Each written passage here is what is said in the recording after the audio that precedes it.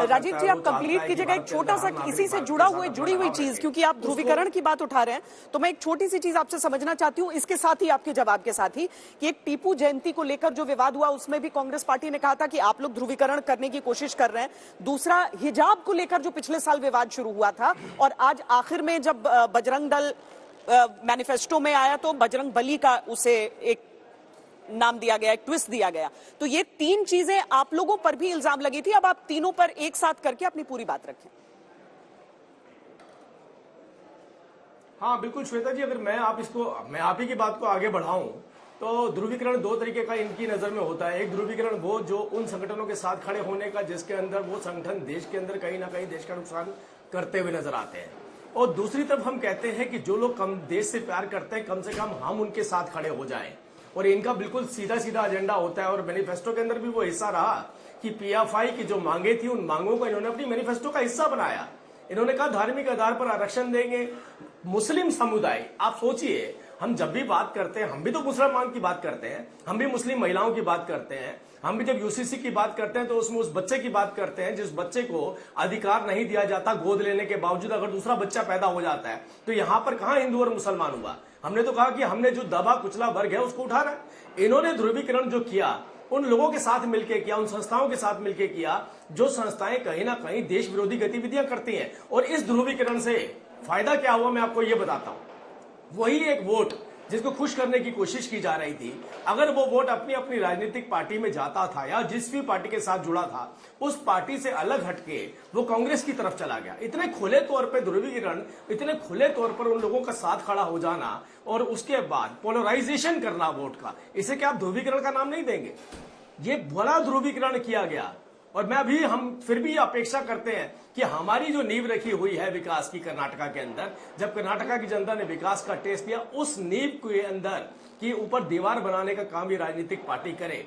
केवल एक धर्म के आधार पर अगर इस राजनीतिक पार्टी ने अपने सर्वाइवल की सोची तो 10 साल से जो तरफ से लग रहे हैं अतुल जी, आपसे हम जवाब आगे भी वही जरा क्षेत्रवार दिखा देते हैं कि किस तरीके से कहां किस पार्टी को फायदा और कहां नुकसान हुआ।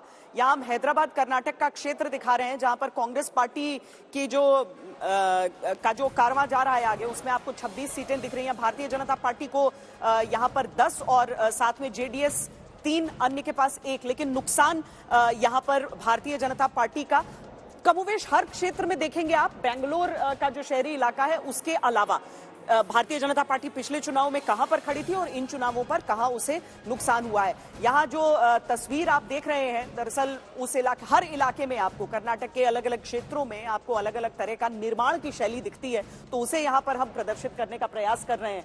और ये हमारे हाथियों का जो कारवां है ही जिसके जरिए हम उस चीज को सामने रखते हैं। तो किसको कितनी सीटें हैं वो लगभग स्पष्ट आपको दिखती हैं। यह हम्पी का क्षेत्र आप यहां पर देख रहे हैं जहां 137 सीटों को खींचता हुआ यह हाथी ले जा रहा है उस रथ पर जिस पर इस समय मल्लिकार्जुन खड़गे सवार हैं। आज तक का जो एग्जिट पोल था उसका अनुमान इन्हीं सीटों का पूर्वानुमान देकर गया था और एग्जिट पोल एक बार फिर हमारा एग्जैक्ट पोल ही साबित हुआ है। ये सीटों का कारवां हाथियों के साथ निकल रहा है यहां से। लेकिन अतुल जी, जो आरोप आप पर लगा रहे हैं राजीव जी, उसमें ये चीज समझाइए वाकई कि क्या इस बार कांग्रेस पार्टी ने मुस्लिम तुष्टीकरण के जरिए उन वोटों को पोलराइज करने की भी कोशिश की? क्या आपके पाले में ये सारे वोट एक साथ एक धड़े में आए? क्योंकि तुष्टीकरण और ध्रुवीकरण दोनों तरफ का खराब होता है, गलत होता है राजनीति में। एकदम सही बात कही श्वेता जी आपने, और मैं अपेक्षा करता हूं कि जिस तरह से राजीव जी का मैंने शांति से सुना वो भी मेरा शांति से। क्या जो लोग भगवान का नाम इस्तेमाल करते, धर्म का नाम इस्तेमाल करके देश के खिलाफ काम करे, देशद्रोह करे, देश में धर्मांधता फैलाने की कोशिश करे, नफरत फैलाने की कोशिश करे, उन्हें छोड़ दिया जाए? हम पीएफआई का भी उतना ही विरोध करते हैं जितना बजरंग दल का करते हैं। ध्रुव सक्सेना कौन था? देश की सारी खुफिया जानकारी, देश के डिफेंस सुरक्षा से रिलेटेड सारी जानकारी बाहर देता था। कौन है कुरलकर? 4 साल से आरएसएस में है और डीआरडीओ की सारी मिसाइल्स की इंपॉर्टेंट इंफॉर्मेशन जो है वो पास ऑन किए जाते। कितने लोग में तालिब हुसैन शाह, ये इनका आईटी सेल का जम्मू कश्मीर का हेड, ये अमरनाथ के यात्रियों पे हमला करने के लिए एक साजिश रच रहा था जिसे इन्होंने ही पकड़ा है। तो जो बजरंग दली जो है ना, बजरंग दली को कर्नाटक के लोगों ने पहचान लिया, बजरंग बली को जो मानते हैं उन्होंने पहचान लिया और इनका तुष्टीकरण का और ध्रुवीकरण का जो काम है उसे रोकने का काम जो है कर्नाटक ने किया, जो पूरे देश में जाएगा। अब रही दूसरी बात, धार्मिक आरक्षण की बात कही नहीं। कोई भी धार्मिक स्तर पर धार्मिक धर्म के नाम पर आरक्षण दे नहीं सकता है, क्योंकि ये हमारे संविधान जो है वो अलाउ नहीं करता है। हाँ, धर्म के नाम पे जब पसमंदा मुस्लिम की ये बात करते हैं, क्यों पसमंदा मुस्लिम हिंदू धर्म छोड़कर इस्लाम में चले गए, क्रिश्चियनिटी में चले गए और बौद्ध धर्म में चले गए? क्योंकि हमने उनको बराबरी का दर्जा नहीं दिया, क्योंकि हमने उन्हें इंसान का दर्जा जो है, इंसान को इंसान मानने से नकार दिया, इसलिए वो चले गए। वो पसमंदा है जो एससी और एसटी लोग है।